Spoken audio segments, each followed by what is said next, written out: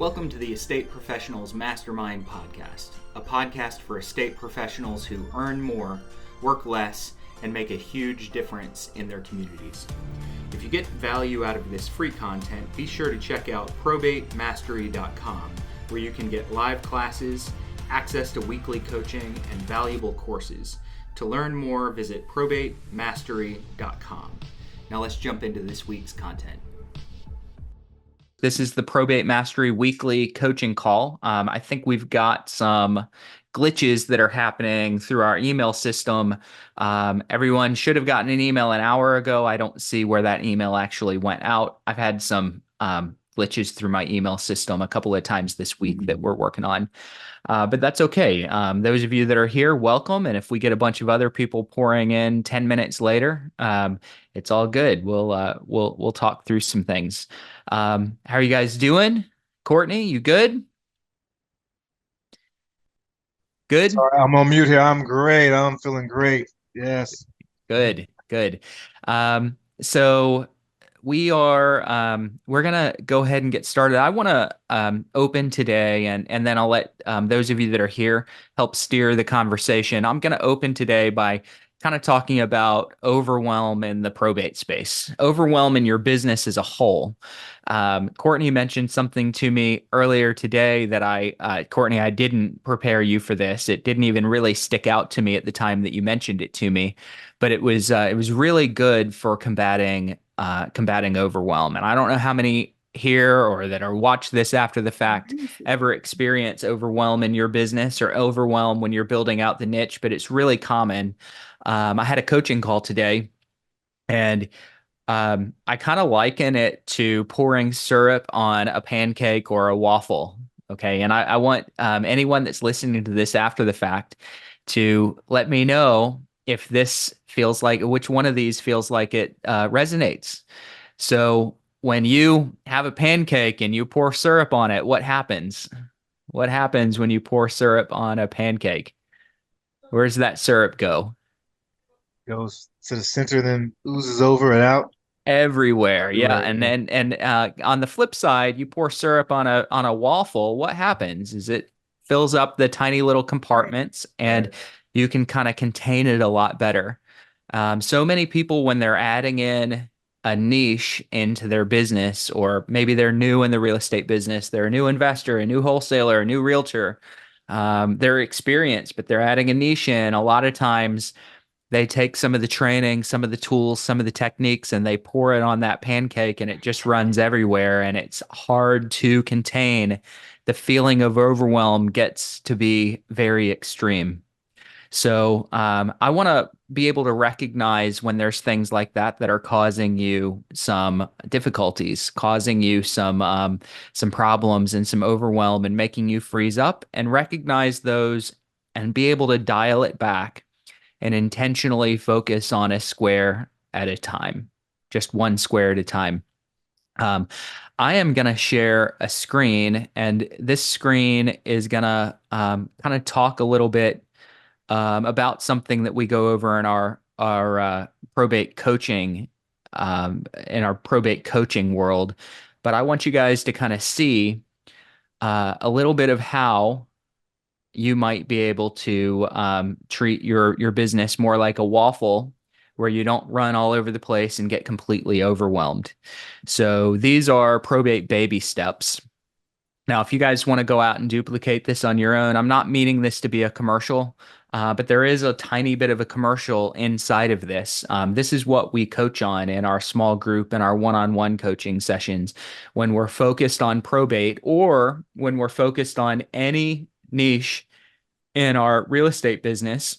This is how we break down the building of that niche, the building of the systems that are going to help support, the building of the momentum in your business. We like to chop things down into baby steps. And in the probate space, these are the baby steps that I see.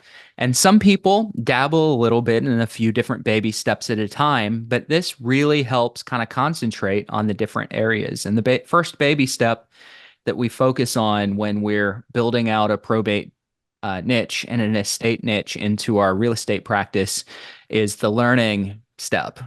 So this is the step where a lot of people get stuck.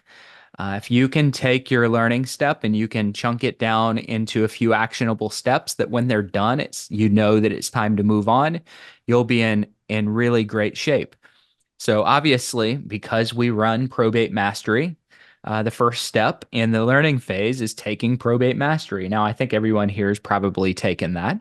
Also, in this, you are going to visit the courthouse. You're going to ask the clerk to explain the steps of getting approved in probate. You are going to visit the courthouse and you're going to sit in a hearing, sit in a probate hearing. Courtney, I think this was one of the first steps that you took when you were getting started, right? I'm pretty sure I heard you talk about going to the courthouse and sitting in on hearings. Yep, absolutely. It was awesome too. Yep. You're right there. Learn a lot. Yeah, rubber meets the road. And Hmm. talk about being edified, man. The deputy clerks would, because they knew I was in there to learn to help make their cases easier and the people in front of them easier. Quite often, when they would turn, they say, "This is a guy who can help you because our hands are kind of tied with what we can do legally, but any support you want to have, he's here to help you." So it's just instant referral, instant connection right there. It was awesome. Yep. I love it. I love it. So being able to chunk down the learning process of probate. Now, I will tell anyone who's watching this before really learning anything, and maybe you haven't taken mastery, at least get in and take a mastery class, even if you haven't done the other things. And there are a lot of times, probably 90+% of the time, we see investors and agents come in and try to work through the probate process and build a probate business, and they just get stuck in the learning phase for years. Years. How many times have we seen it? There, you're in here. How many of you might be feeling stuck in the learning phase? So if you are in the learning phase of your probate business, I want you to be able to understand when to break out of the learning phase and start to go practice, because I can tell you there is no better learning than going out and practicing. And I'm not talking about practicing with a peer on a role play call, although you want to do that too. I'm talking about going out and practicing in front of someone. So, Courtney, I'm going to come back to you. Our conversation earlier today, you were talking about working a new lead source, and you said, "Hey, next week I'm going to try to call 50 people a day, and then in the next couple of weeks I'm going to get up to 100 a day." And right now I'm at how many a day? How Uh, many?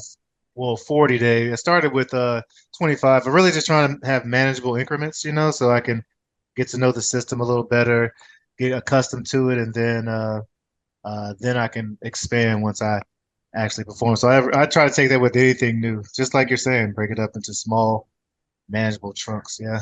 Mm-hmm. Yep. So tiny little baby step chunks. And that really helps control. I was talking to someone earlier today about how we want to maybe break our probate leads into chunks where maybe it's like five. I'm going to make five probate calls, or I'm going to call everyone that my VA called that answered the phone. That could be a baby step for you. The bottom line is anything that you are adding into your business beyond a learning standpoint, you take it in a small incremental baby step. You don't have to take the whole thing on at once. Now, I love to see people go from 0 to 100, but most of the time, 0 to 100 causes you to freeze up, lock up a little bit. So I'm going to encourage anyone that might be feeling that sense of overwhelm and maybe you're stuck and the first baby step where you're just learning, going to encourage you to push outside of that baby step and start taking some small incremental action. So, step two of your probate baby step list is where you start prospecting. So, this is where you start doing maybe what Courtney was doing with the new list: 25 people a day, 5 people a day, one person a day. Okay.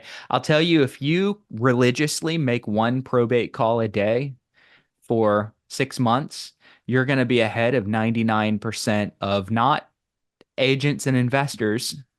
you're going to be ahead of 99% of people that specialize in probate because they're not prospecting, they're not calling. Now, I'm not encouraging you guys to stay at one call a day, but I'm going to tell you one call a day puts you ahead of the pack. Okay, so you want to move into once you have a base level knowledge of the probate process and how to serve families, you want to move into phase two or baby step two and start to add some prospecting in. Once you've added some prospecting in, you're probably going to need to and want to tackle some warm marketing third. Warm marketing. What is warm marketing? It's anything you send someone that you've had a conversation with. I'll tell you guys, most of the time when you have a dialogue with someone on the phone, you've prospected. Most of the time, Courtney, what do they say? What do they typically tell you when you ask about real estate? Right. We're going to say, nope, we have everything taken care of, or we're not sure what we're going to do yet. Especially if it's probate, we have an attorney. We haven't got the green light yet, things of that nature. So, yeah. Yep. Yep. Exactly. So you want to, for those folks, you want to do some warm marketing. So you want an email that maybe goes out.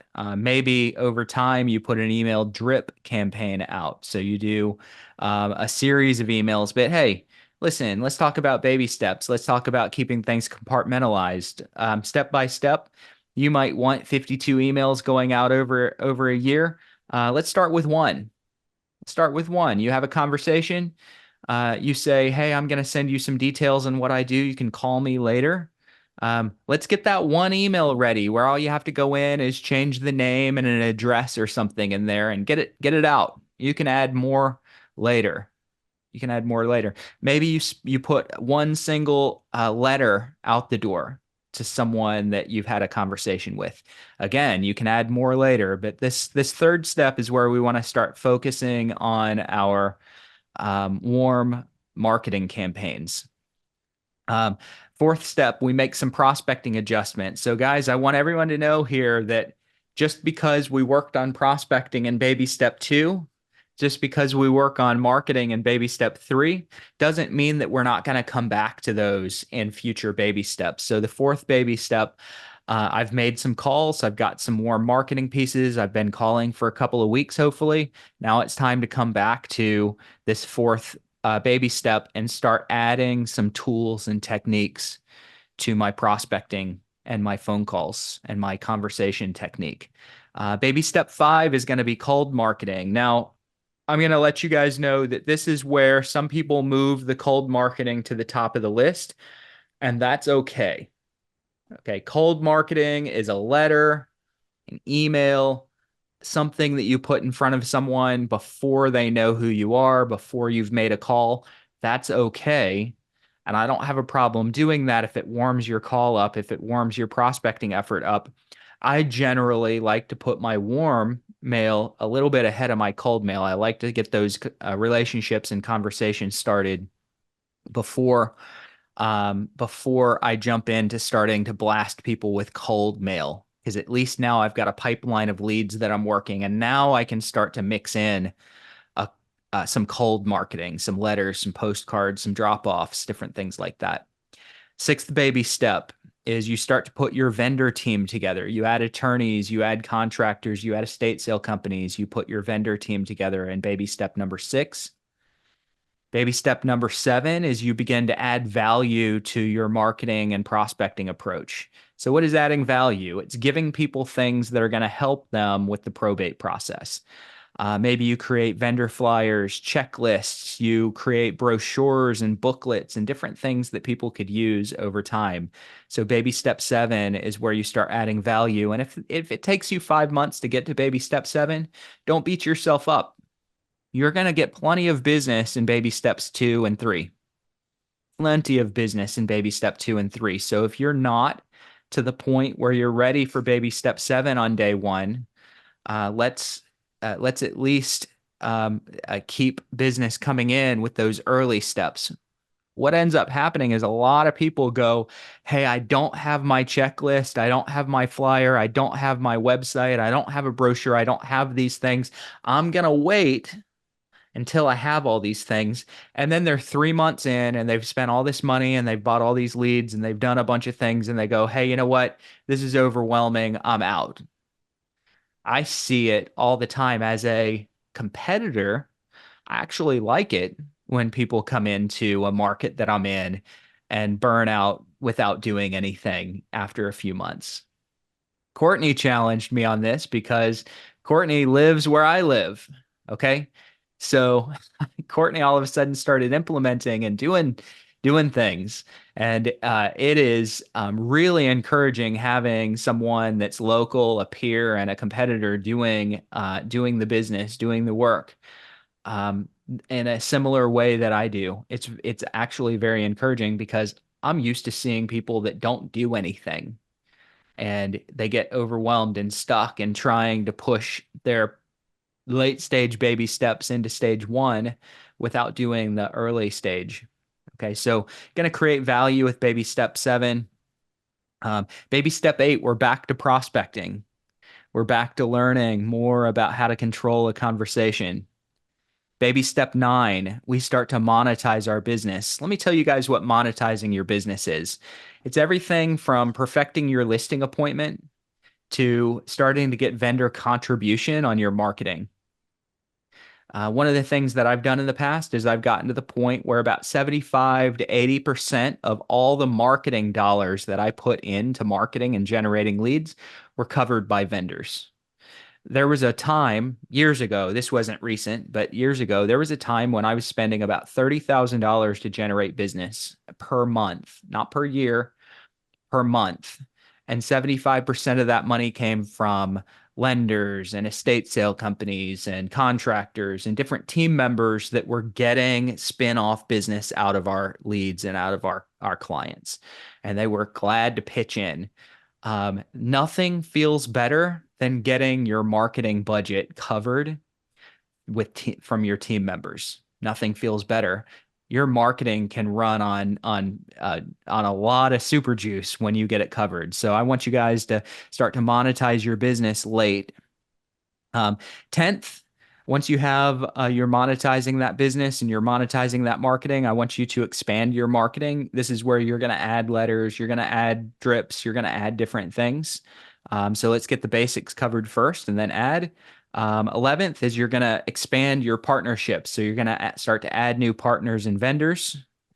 And 12th is you're going to go put your systems in place. You're going to finish your systems and you're going to work on scaling. This is where you might add different counties, add different markets, add different niches because you've got everything done.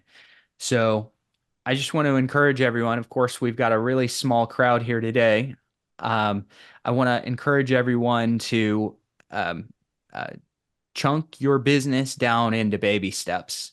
If you are the type that's feeling overwhelmed at all, recognize that baby steps are the way to get where you want to go. And a year goes really fast. 2 years goes really fast. I like something that I heard Tony Robbins say. Don't know where the quote originally came from, but it's that there's a lot of people that dramatically overestimate what they can do in a short amount of time and dramatically underestimate what they can do over a long period of time. We look at the next month and we say, hey, I'm going to get 5 contracts.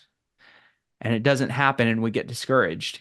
But then we look at the next 2 years and we say, hey, you know what? I hope I'm doing 2 deals a month in 2 years. And you've underestimated what can really happen if you structure your business the right way. And I want you guys to be able to look ahead at what is going to happen in a couple of years if you take the baby steps and you work on your business and you're consistent with this and realize that your dreams and your hopes are probably too small in the distant future in a few years. I was talking to David Pinnell. A lot of you guys know David. Man, that guy is clipping along with 5, 6, 7, 8 deals a month at this point out of probate alone. Okay, probate alone. not counting any other lead sources. And that's just because he was steady on focusing on these probate baby steps. So I'm gonna get off of my soapbox here real quick and turn my screen share back on. For anyone that is here, came in after the fact, or watching after the fact, I think we've got a an invitation and an email glitch or a Zoom glitch. I don't know where everyone is, but there's clearly something that we've glitched on. And yeah, I'll share that website again. I didn't So get an email. didn't get an email. Okay. I had to go back and find one. That's how Okay. I got it. Well, I appreciate you guys being here. So let me go back. I'll pull this screen share back up for those of you that are kind of looking through this still. What questions do I have? Let me open it up to you guys. Comments, questions. I'm thankful that you shared this actually because well, I just completed my the probate mastery course and got my conditional certification, but I've really felt a little overwhelmed as well and where to start.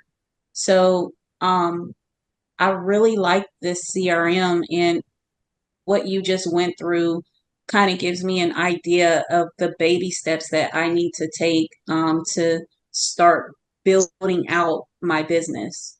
Mm-hmm.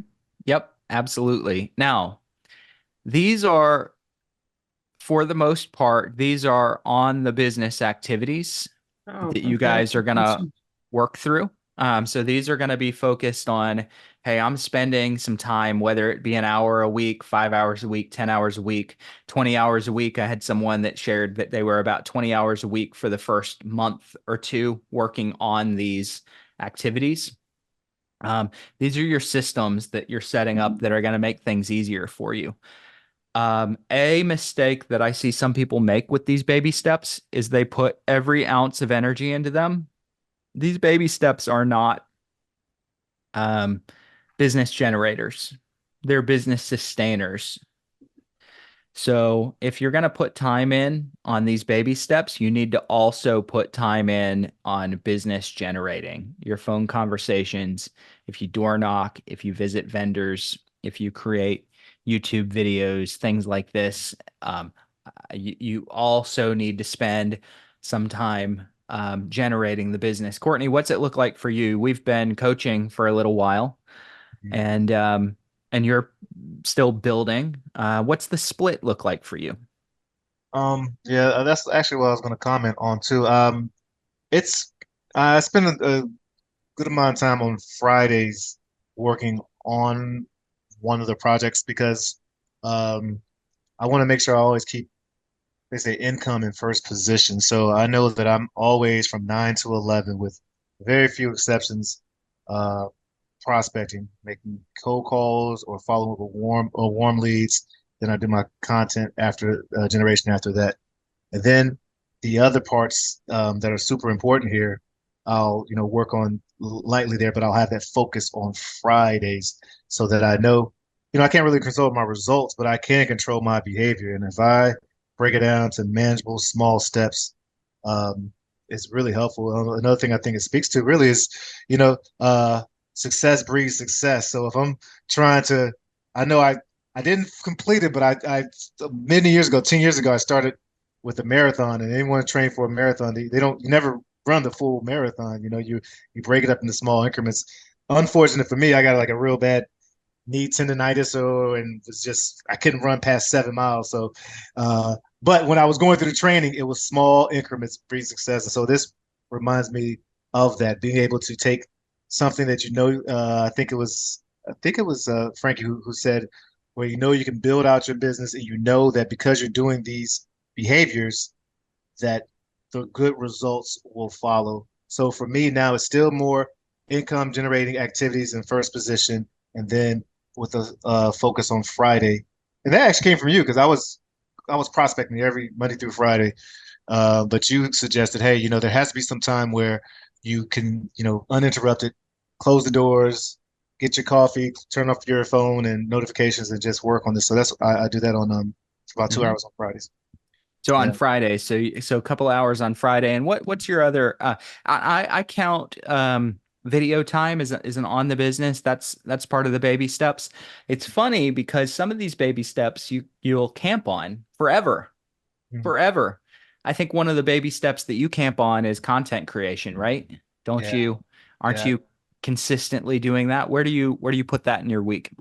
As far as when I built the content out, I built well, I do the content right after my calls. I'm fresh off my calls. I'm finished smiling and dialing, so I'll throw on StreamYard and all. But really, in the evening, I do a little bit of I do calling in the evening, but it's more. I don't know why it's more laid back. It's only an hour, and that's when I'll sit and actually prepare the slide, simple slides for the next day. What's awesome about specifically that content creation is I think we had a conversation before. There's really only like 10, 20, 30 topics that I'm just repeating over and over. So it's because of the consistency at the beginning, front loading, creating this content. Quite often it's just me going to my Canva account and duplicating a slide and then just restating something I stated in 3 or 4 or 5 different contents. But it's the stuff people are looking for and questions that keep coming up. And so it's pretty cool how being consistent makes it a little easier. You walk the same path every day. Pretty soon that pathway is like, oh, it's smooth. I'm not chopping or cutting down as much. Mm-hmm. Yeah. Yep. Yeah, that's I love it. That's and being able to gradually dial back out of the creation mode.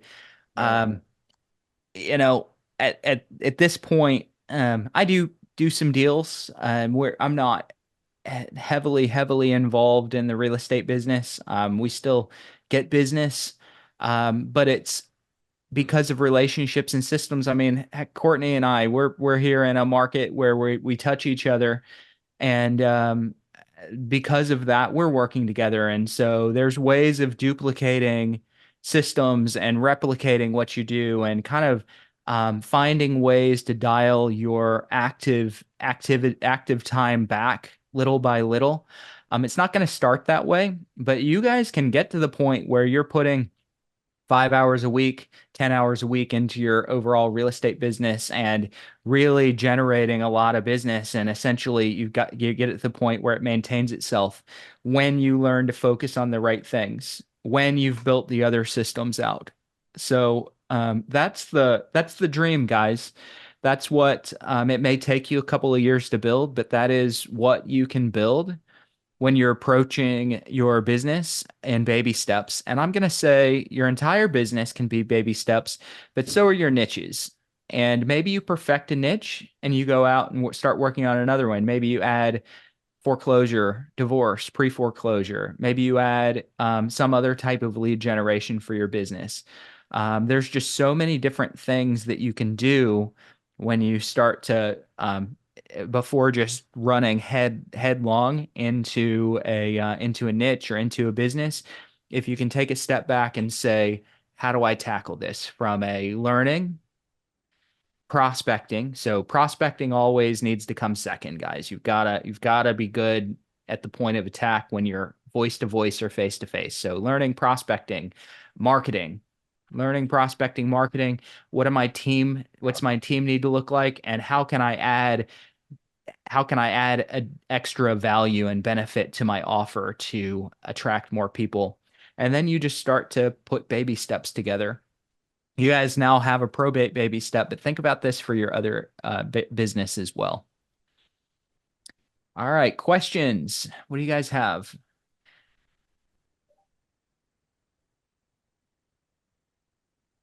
Questions. All right. So, anybody still need the baby steps up?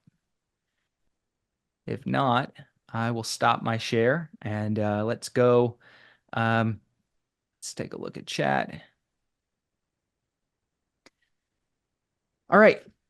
Cool. So I want to kind of challenge some folks to jump on the phone and start learning. Normally we have um more folks involved, and so questions roll in. This is what I kind of had prepared, but I'm gonna share some other things that I've been working on in my own business and in the businesses of some of the folks that we're coaching. Specifically when it comes to prospecting and controlling the dialogue. So I mentioned your technique, baby step 2 of any business is your technique and communicating your value and being able to communicate that value and recognizing what other people are communicating back to you. I was having a conversation with someone a couple of weeks ago, and they said, Bruce, every time I get on the phone and I prospect, I'm finding that most people, 80+% of the people that I'm talking to are saying we already sold or we're not selling. So we already sold, we're not selling. Does anyone here have that response too often? How often? How often do you hear that, Courtney?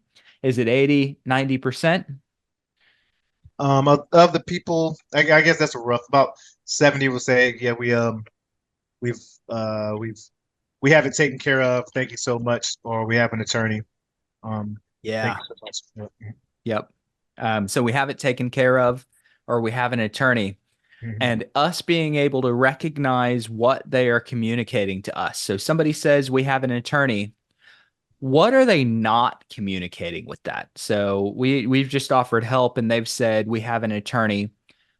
What does that not mean? I don't know if that question is I don't know if you guys can follow where I'm going here. Courtney, what's we have an attorney not mean? Doesn't mean that they have made it have decided not to sell the property. Yeah. It Yeah. doesn't mean that there's no real estate opportunity. We have it taken care of doesn't mean there's no real estate need. There won't be a real estate need. It just means that that's their way of giving an answer, that they kind of have drawn some conclusions and some assumptions about us. Mhm. And maybe those assumptions are a little Yep. bit wrong. Men, I'm in. What we want to do is recognize what people don't mean and then learn how to control that dialogue, control that first interaction that they give back. How many of you have been on the phone? Courtney, I know you've been on the phone.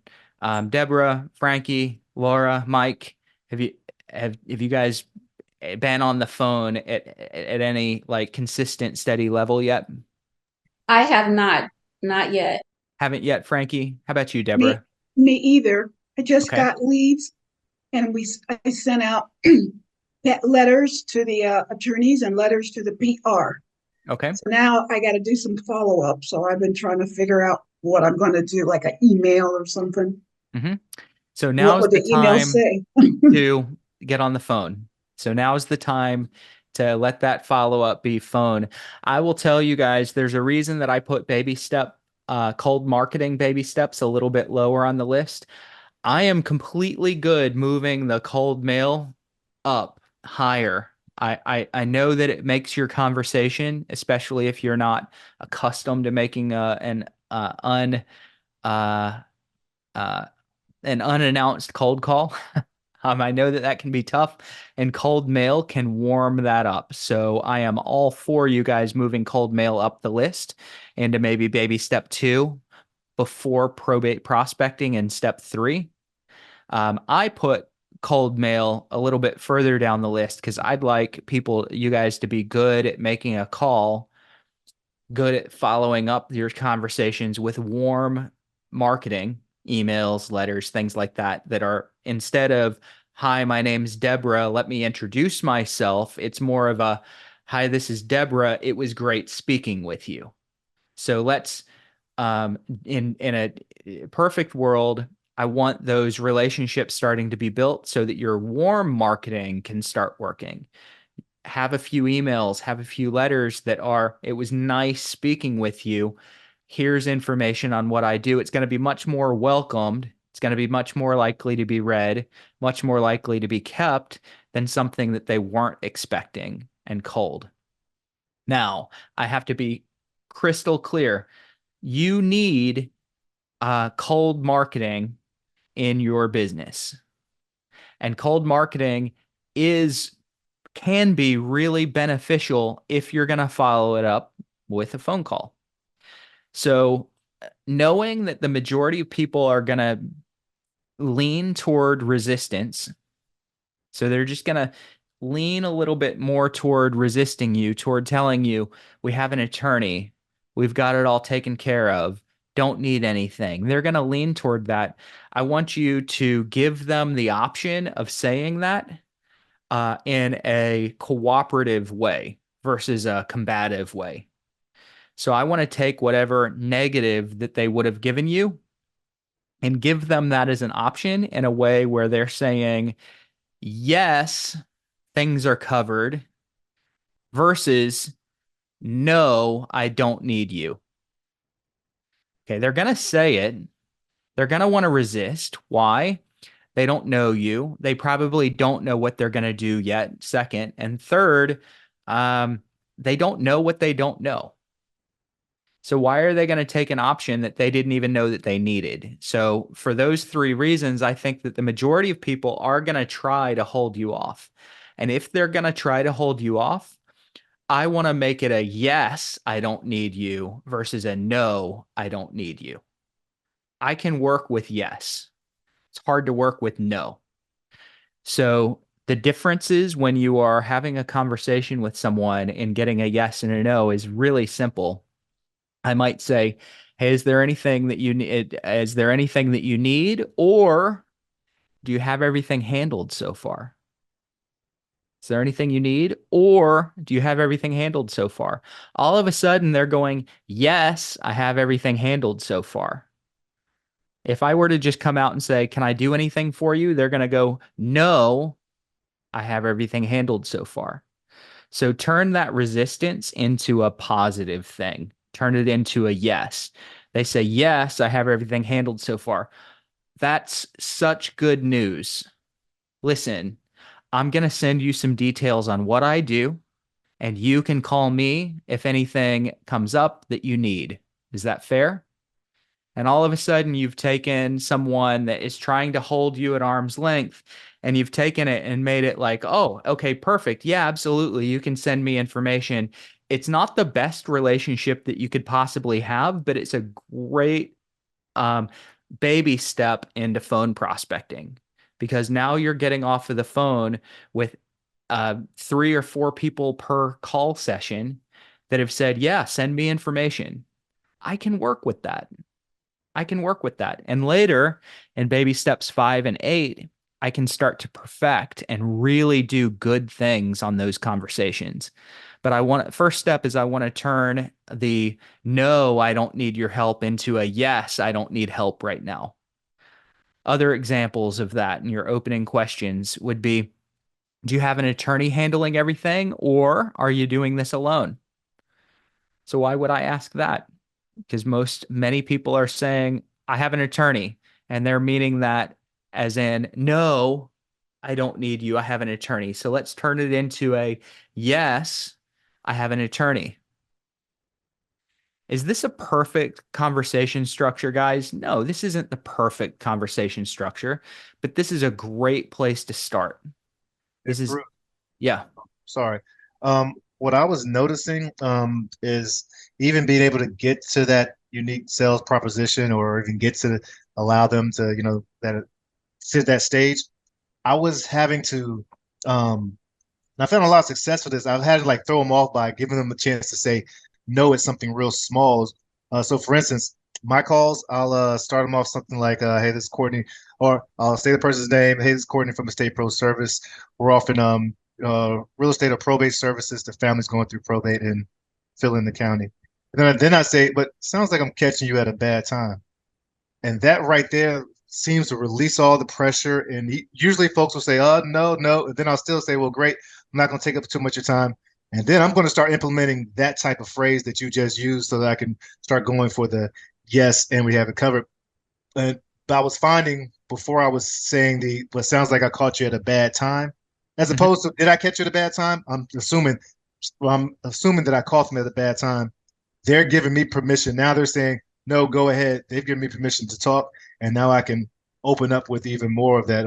And so yeah, I just want to put that out that I was finding being able to get them opportunities. Oh, it's okay to say no to this, and Mhm. now you give me permission to continue to talk has helped give me more seconds and get to that. Oh So, man, I love being able to give them something easy to say no to. Because listen, if they say, "Yeah, it is a bad time," perfect. Listen, mhm. I don't want to take up I don't want to bog you down. Yep. Can I take just a real fast second and tell you why I was calling? Right. Yep. Okay, normally at that, but now you know if you can just start talking or if you need to take like this little micro step into it. But it's And funny. we've already had 2 or 3 exchanges. So something, we're already in a conversation now. So we're already like, subconsciously they're already connected with you, whether they say yes or no. So Mhm.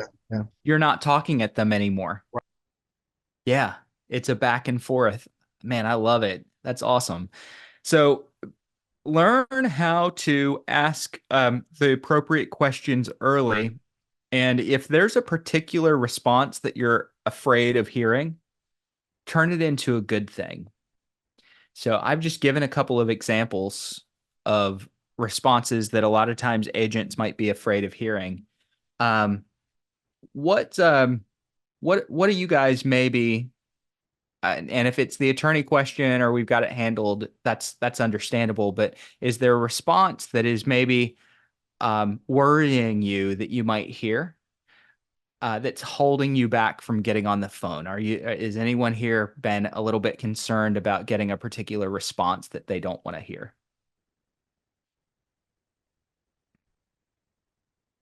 Any responses that are troubling you a little bit? Okay, here's another one. And if somebody comes up with a different response, one that I was usually worried about hearing is it's too early. It's too early. Now, that's not a terrible response. I have no problem when someone tells me it's too early. That just means they haven't talked about the house yet. Okay. But that was something that used to really shut me down. So I decided early in my conversations that I was going to ask them if it was too early or if they've been doing it for a while. Now, keep in mind, when I ask them about how early in the process they are, I already know the answer. I'm looking at a file, at a filing, an application in front of me, and it'll say this person applied for probate 2 weeks ago. I'll see the application date. And this way, I can open my call and go, hey, I help people through probate. I don't know though. Have you guys been in the middle of probate for a while, or is it still really early in the process? And all of a sudden, they feel like they're choosing something. They feel like they're in control. They feel like they're able to say it's early in the process without shutting down because all they're doing is responding. But guess what? I already knew what the answer was. They don't need to know I know what the answer is. I know what the answer is. So I want to encourage you guys to just start mixing in these approaches where you are in the beginning of your call, you're learning how to ask a good question that you kind of already know the answer to. If I say, have you been in probate for a while or are you just starting? I can see what they're going to answer before I've asked the question. And if they say, hey, we just started, oh, hey, not a problem. You're probably a little bit too early to know what you need. Let me send you some information on what I do. Okay. By the way, I want to be really, really, really clear. Again, I've said this before, but again, this is not the perfect technique to convert leads right now. This is a perfect technique when you're getting started with your prospecting to be able to learn how to control a conversation and get good follow-up opportunities and get emails and be able to start warm marketing to people. That these same people are shutting your competitors down because your competitors are coming in and instead of asking good questions that they know the answer to, your competitors are going, hey, have you decided what to do with the real estate yet?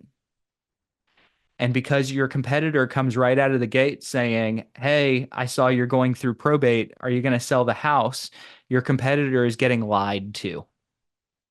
And your competitor believes the lie. 80 to 90% of the time, if you say, hey, I see you're going through probate, there's a house at 123 Main Street. Do you want to sell? 80 or 90% of the time, the person's going to say, we're going to keep the house.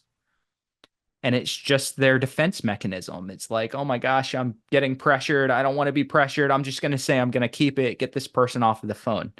So if you can learn how to get their resistance and allow them to resist you by saying, yes, I don't need help, or yes, it's early in the process, or yes, I have an attorney. you're going to be able to put a marketing plan in place and really nurture that relationship. And then over time, your prospecting game is going to improve. Your marketing game is going to improve, and you're going to start turning those people into business for yourself and into clients for yourself. All right, cool. Questions, comments? If not, I am trying not to just go all out. I'm going to give you guys a really quick commercial. This is more for the benefit of those who have never been here before, those that are going to watch after the fact. I see we got someone jumped in. Our email system isn't working today, so nobody got the reminder, nobody got the link.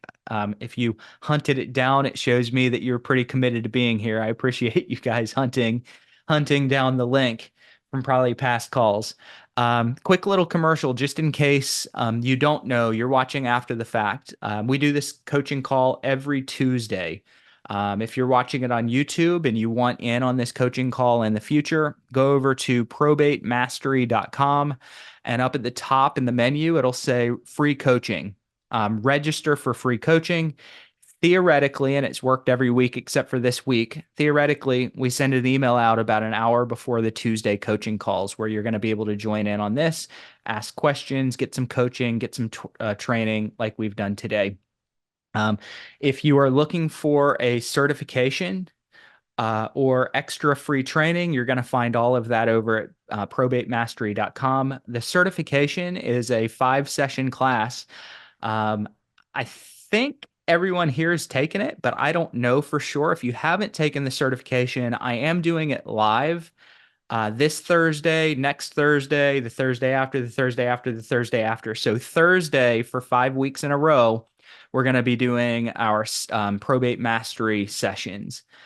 So if you were to sign up for Probate Mastery, and it's currently August 27th, 24. So if you watch this weeks from now, it might be too late. We have it on demand. You can take it on demand or you can take it live. We do it live periodically. And it just so happens that the next 5 weeks are going to be a launch of the live program. If you've taken it before, you guys are welcome to come in and take the live Probate Mastery class again, starting this Thursday, 2:00 Eastern time, 11 Pacific. If you want that, email support@probatemastery.com if you're already a student. If you're not yet, just go over to probatemastery.com and sign up. You can do one pay or multiple pay. You could break it into a couple of payments. So I would be excited to have you guys in the class starting this week. And again, it's just going to be one class a week for the next 5 weeks. We're trying that format out for a little bit. All right. Questions, comments? If not, I think we will end about 10 minutes early. But I do want to open it up in case anybody else has any questions. I have a question. The recording, this recording, where can we find this at? This will go up on YouTube. Okay. If you are not following the Probate Mastery YouTube, I would jump over there and follow the YouTube channel. Yep, I follow. And then the CRM, will you share that? Yeah, so that CRM is currently set up for coaching. So Okay. now I'll tell you it's monday.com. So you can go sign up for an account on monday.com and you can put some of what we went through into that to be able to track your baby steps. Okay. You could also do it on a Google Sheet, anything like that. Anybody that does coaching, as in the coaching program, you get this for free. It's included in the coaching program. And by the way, the coaching program, we do private coaching or small group coaching. And we have a group launching next week if anyone would like to be in a small group coaching session. Just email support@probatemastery.com. We'll jump on a discovery call and go through that. Like Frankie, I know we've shown that to you. Deborah, I can't remember if you, but if anyone wants information on it, just email support and I'll have a call with you. Okay, thank you. All right. Appreciate you guys being here. Thanks so much. Thanks for sticking with us, even though we had a light crowd. No, thank you. It's good stuff, man. Yep, for sure. See you soon. Take care. Thank you.